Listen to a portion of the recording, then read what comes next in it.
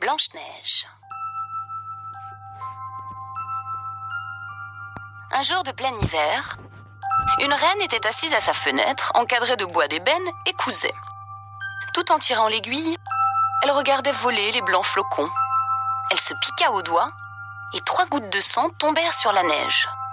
Ce rouge sur ce blanc faisait si bel effet qu'elle se dit « Si seulement j'avais un enfant, aussi blanc que la neige, aussi rose que le sang, aussi noir que le bois de ma fenêtre. » Peu de temps après, une fille lui naquit. Elle était blanche comme neige, rose comme sang, et ses cheveux étaient noirs comme de l'ébène. On l'appela Blanche-Neige. Mais la reine mourut en lui donnant le jour. Au bout d'une année, le roi épousa une autre femme. Elle était très belle, mais elle était fière et vaniteuse et ne pouvait souffrir que quelqu'un la surpassât en beauté. Elle possédait un miroir magique, et quand elle s'y regardait en disant « Miroir, miroir joli, qui est la plus belle au pays ?»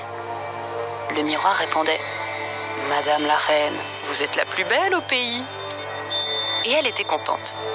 Elle savait que le miroir disait la vérité. Blanche-Neige, cependant, grandissait et devenait de plus en plus belle.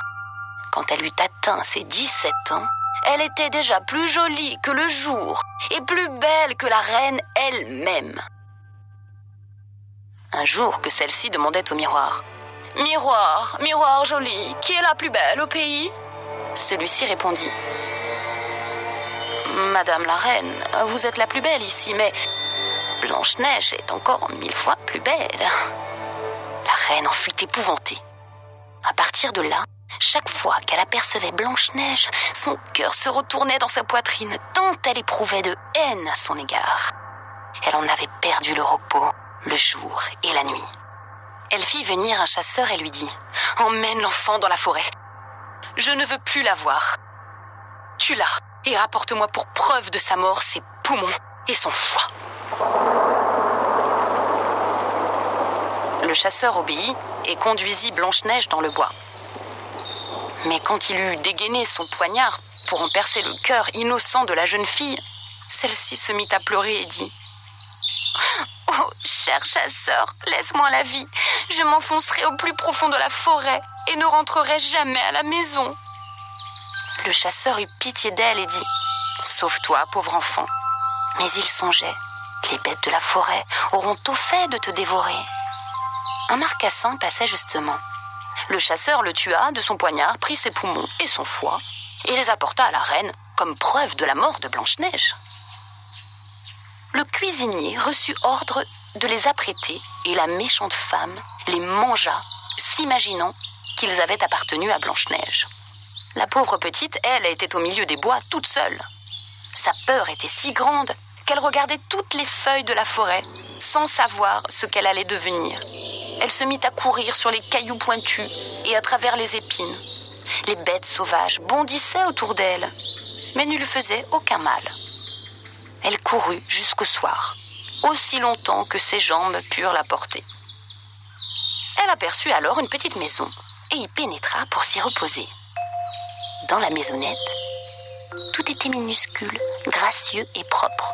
On y voyait une petite table couverte d'une nappe blanche, avec 7 petites assiettes et 7 petites cuillères, 7 petites fourchettes et 7 petits couteaux, et aussi 7 petits gobelets. Contre le mur, il y avait 7 petits lits alignés, les uns à côté des autres, et recouverts de draps tout blancs.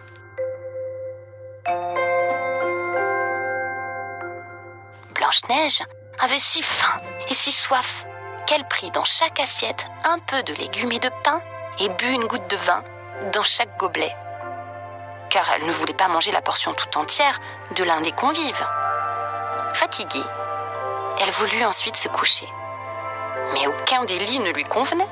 L'un était trop long, l'autre trop court. Elle les essaya tous. Le 7e, enfin, fut à sa taille. Elle s'y allongea, se confia à Dieu et s'endormit. Quand la nuit fut complètement tombée, les propriétaires de la maisonnette arrivèrent.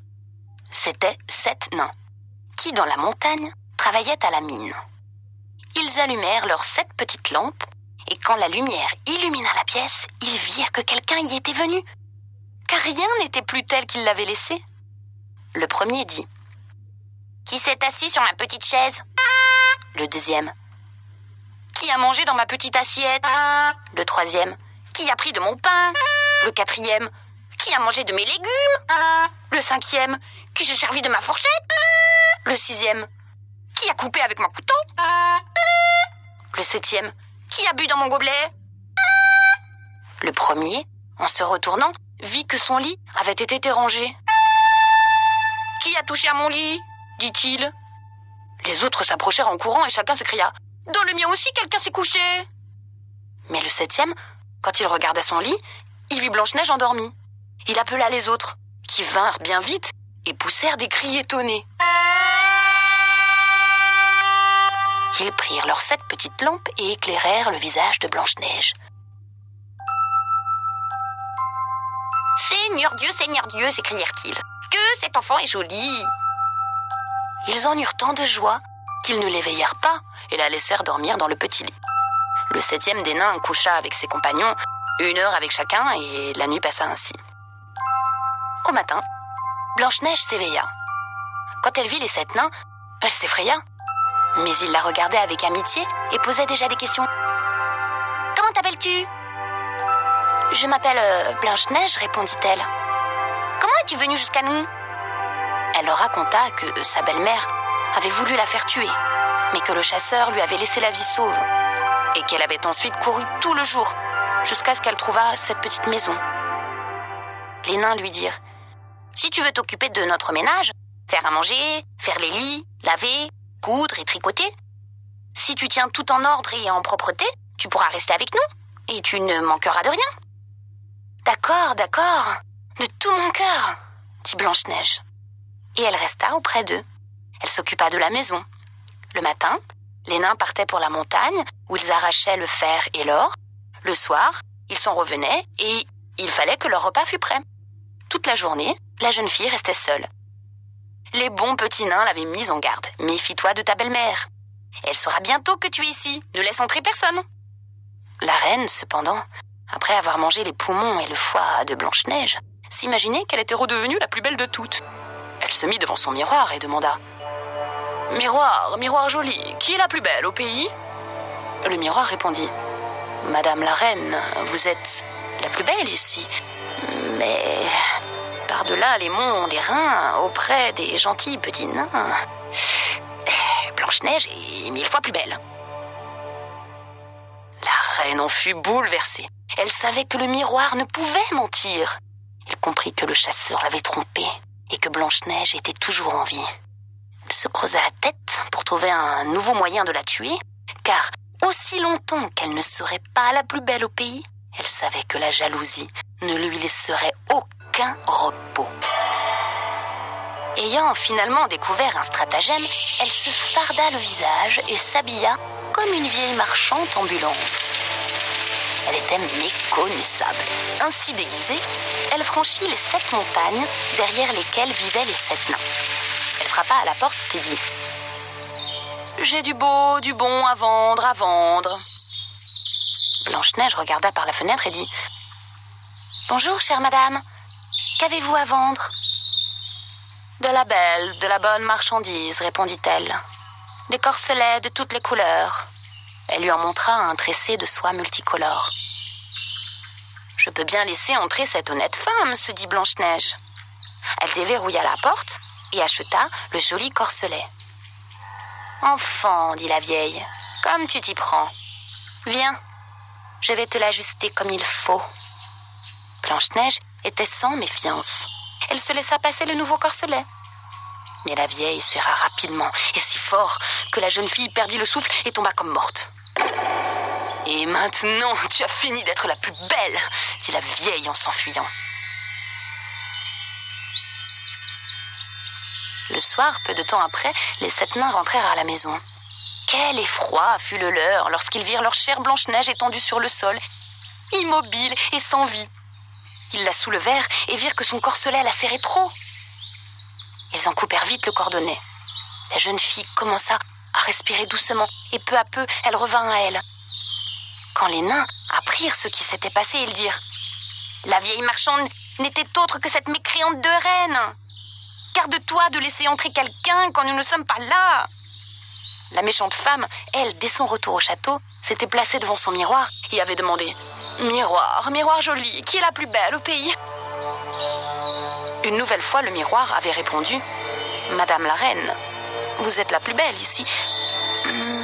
Mais par-delà les monts des reins, auprès des gentils petits nains, Blanche-Neige est 1000 fois plus belle. » Quand la reine entendit ces mots, elle en fut si bouleversée qu'elle sentit son cœur étouffé. Elle comprit que Blanche-Neige avait recouvré la vie.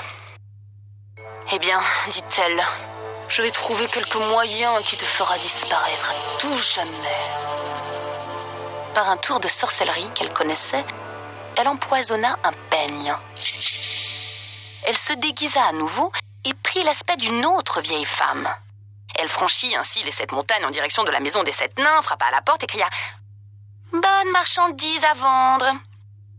Blanche-Neige regarda par la fenêtre et dit « Passez votre chemin, je n'ai le droit d'ouvrir à quiconque. »« Mais tu peux bien regarder, » dit la vieille, en lui montrant le peigne empoisonné. « Je vais te peigner joliment. » La pauvre Blanche-Neige ne se douta de rien et laissa faire la vieille. À peine le peigne eut-il touché ses cheveux que le poison agit et que la jeune femme tomba sans connaissance. « Et voilà, » dit la méchante femme, « c'en est fait de toi, prodige de beauté. » Et elle s'en alla. Par bonheur, le soir arriva vite et les 7 nains rentrèrent à la maison. Quand ils virent Blanche-Neige étendue comme morte sur le sol, ils songèrent aussitôt à la marâtre. Cherchèrent et trouvèrent le peigne empoisonné. Dès qu'ils l'eurent retiré de ses cheveux, Blanche-Neige revint à elle, et elle leur raconta ce qui s'était passé. Ils lui demandèrent une fois de plus d'être sur ses gardes et de n'ouvrir à personne. Rentrée chez elle, la reine s'était placée devant son miroir et avait demandé « Miroir, miroir joli, qui est la plus belle au pays ?»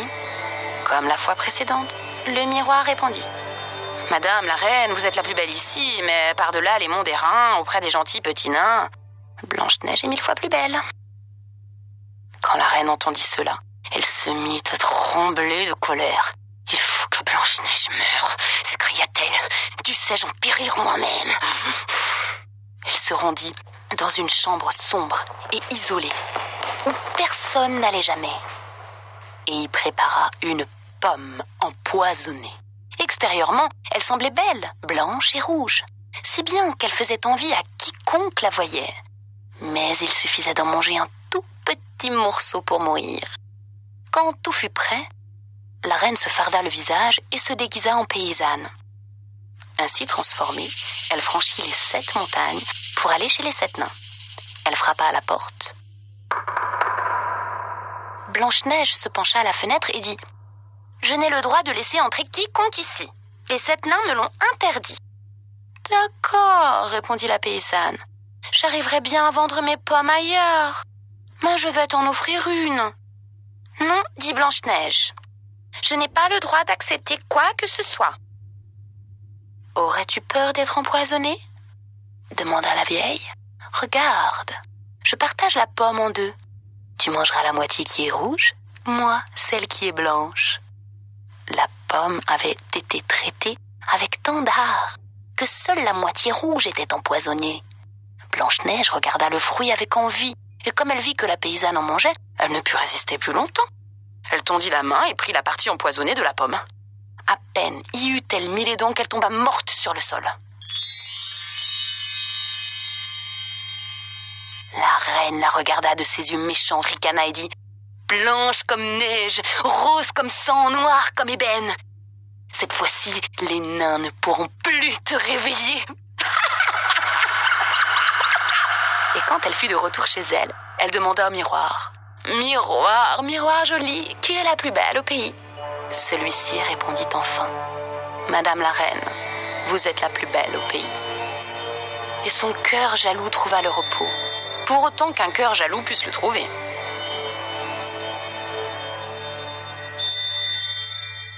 Quant au soir, les petits nains arrivèrent chez eux, ils trouvèrent Blanche-Neige étendue sur le sol sans souffle. Ils la soulevèrent, cherchèrent s'il y avait quelque chose d'empoisonné, défire son corselet, la lavèrent avec de l'eau et du vin, mais rien n'y fit. La chère enfant était morte, et morte elle restait. Ils la placèrent sur une civière, s'assirent tous les 7 autour d'elle et pleurèrent 3 jours durant. Puis, ils se préparèrent à l'enterrer. Mais elle était restée fraîche comme un être vivant et ses jolies joues étaient roses comme auparavant. Ils dirent « Nous ne pouvons la mettre dans la terre noire. » Ils fabriquèrent un cercueil de verre transparent où on pouvait la voir de tous les côtés. L'y installèrent et écrivirent dessus son nom en lettres d'or, en ajoutant qu'elle était fille de roi. Ils portèrent le cercueil en haut de la montagne et l'un d'eux monta la garde auprès de lui.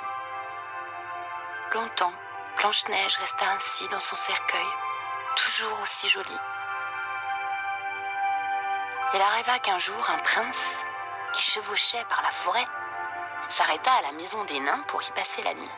Il vit le cercueil au sommet de la montagne et la jolie Blanche-Neige. Il dit aux nains « Laissez-moi le cercueil, je vous en donnerai ce que vous voudrez. » Mais les nains répondirent « Nous ne vous le donnerons pas pour tout l'or du monde. » Il dit « Alors, donnez-le-moi pour rien, car je ne pourrai plus vivre sans voir Blanche-Neige. Je veux lui rendre honneur et respect, comme à ma bien-aimée. » Quand ils entendirent ces mots, les bons petits nains furent saisis de compassion et ils donnèrent le cercueil. Le prince le fit emporter sur les épaules de ses serviteurs. Comme ils allaient ainsi, l'un d'eux buta sur une souche. La secousse fit glisser hors de la gorge de Blanche-Neige le morceau de pomme empoisonnée qu'elle avait mangé. Puis après, elle ouvrit les yeux, souleva le couvercle du cercueil et se leva. Elle était de nouveau vivante. « Seigneur, où suis-je » demanda-t-elle. « Auprès de moi » répondit le prince, plein d'allégresse. Il lui raconta ce qui s'était passé, ajoutant « Je t'aime plus que tout au monde. Viens avec moi, tu deviendras ma femme. » Blanche-Neige accepta. Elle l'accompagna et leurs noces furent célébrées avec magnificence et splendeur. La méchante reine avait également été invitée au mariage. Après avoir revêtu ses plus beaux atours, elle prit place devant le miroir et demanda « Miroir, miroir joli, qui est la plus belle au pays ?»